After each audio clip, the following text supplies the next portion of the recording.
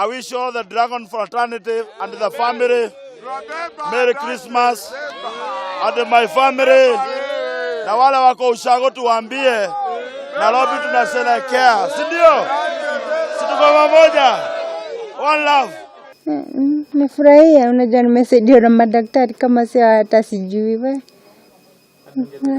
Salamu za Krismasi nyumbani. Wewe hata wengi wako huko nje. Na salimia wote hadi wenye wako home.